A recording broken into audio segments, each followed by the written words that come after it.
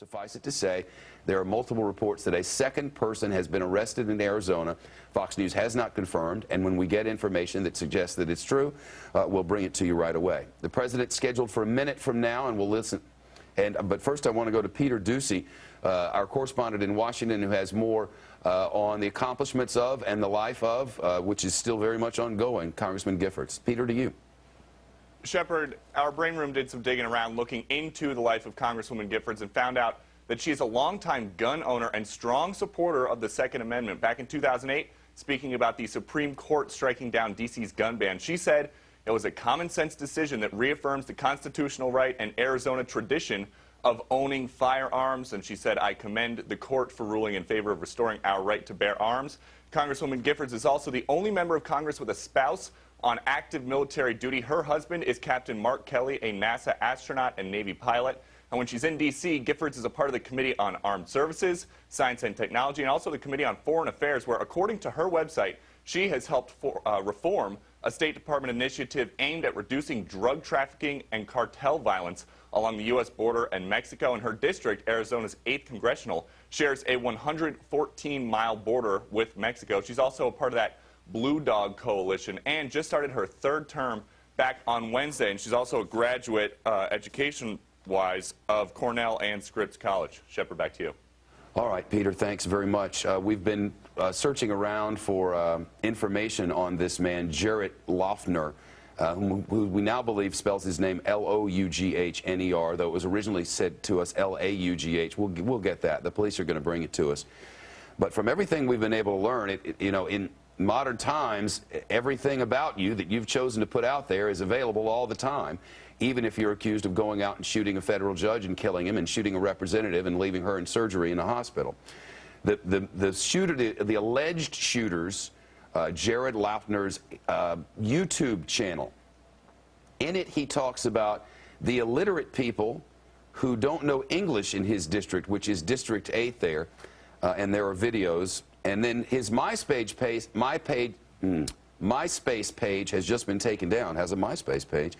But his final words on his MySpace page, which is it's a website which actually our parent company is a part owner of, very similar to Facebook, but not. He says on his MySpace page, the last entry, "Goodbye, friends." Maybe he thought that this was going to be his last day, that he would be taken down. Instead, he has been taken in. A 22-year-old man, Jared Loughner, I believe, and I hope authorities will teach us how to pronounce it in a short time, in custody in Arizona. We do not know the charges against him yet. We do know that he is believed to be the shooter, the man who pulled the trigger at the event that happened this morning at a Safeway supermarket in Tucson, Arizona, as Congresswoman Giffords, Gabrielle Giffords, was holding a Congressman on Your Corner event, and somebody started shooting. Now at least 5 people are confirmed dead. We don't know whether the 9-year-old girl, who's now confirmed to have died in the hospital, would bring the total number of dead to 6, or whether that 9-year-old girl was included in the authorities' initial count. Either way, we'll have it directly from authorities as they are scheduling a news conference for a short period of time from now. It is my understanding, again, confirming a 9-year-old girl died in the Tucson shooting. The Arizona Congressman, plus Fox News has confirmed, and the Associated Press has further confirmed that a judge, federal judge John M. Roll, is one of the at least 5 who were shot and killed today. Valued member of the Democratic caucus, she enjoys a stellar reputation as an energetic and outgoing member of Congress. The fact that she was having such an event on a weekend, indicative of the fact that she was very much interested in constituent service, as well as indicative of the fact that, frankly, she comes from a closely fought or swing district. Going back to her district, typical of many members of Congress, they're here about 3 days a week in the House of Representatives, then go back, meet with constituents, fundraise. This is the life of a congressperson, flying back and forth across the country every week that Congress is in session. Certainly not unusual for her to be having such an event. Members of Congress typically do not get security details either from the local police, barring any specific threats that they may receive. Sometimes there are members of the U.S. Capitol Police that follow members of Congress around, but only in rare circumstances when there have been credible threats against their person. Certainly everyone here in Washington now waiting to hear hear that Gabrielle Giffords, they got the good news that she survived, that she has survived the surgery, waiting to hear the more good news about her recovery. We are told that at least 18 people have been shot, 6 people have been killed. There was an event that was going on. Congresswoman Gabrielle Giffords was holding a meet and greet with her constituents at the time that the gunfire broke out. Witnesses say that they heard anywhere from 15 to 20 shots. CNN's Susan Candiotti has confirmed that a handgun had been found on the scene and has been recovered by authorities. Let's listen to a news conference just a few moments ago from the hospital talking about how she was being cared for. No, the Congresswoman is not deceased. Can you tell us her condition currently? She is in critical condition. The neurosurgeons have finished operating on her, and I can tell you at the current time period, I'm very optimistic about recovery. Can you tell us where she was shot? As you heard, very optimistic, and reportedly that gunshot wound was through and through. We want to bring in Dr. Sanjay Gupta, CNN's medical expert. Sanjay, just from what you've seen and that account given by the doctor, he says he's optimistic. Is there reason to be? Well, I mean, certainly, I think given what he's saying at this point, usually surgeons are pretty guarding this sort of information immediately after surgery. So given that he said he's optimistic, and more importantly, from a neurosurgical standpoint, that she is following commands. That's something else she said, Martin. What that means is that while she's in critical condition, while she probably likely has a breathing tube still immediately after surgery, she's awake enough to hear someone say a command such as raise 2 fingers, do something that shows me that not only can you hear me, but you can process that information and you can execute a body function based on that information. Those are all very, very important signs to look for, and very good news that she's able to do that. So it sounds like she is out of surgery, critical condition for sure, as really any patient after that type of procedure would be. But the key thing that I heard in that press conference, Martin, the following commands, is a very important good sign for her. And the prognosis for Congresswoman Giffords, we're told, is good. The President will address the nation, and we'll cover it here in a matter of minutes.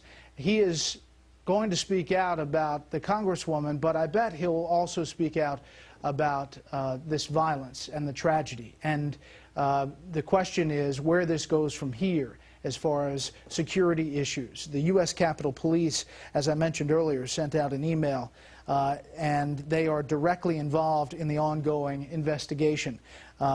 They say that it does not specifically have any information about specific targets for members of Congress, but they are on top of it, they say. They remain at, quote, a high level of readiness consistent with our operating conditions on the U.S. Capitol grounds. And I can tell you from firsthand experience, it's tight up here.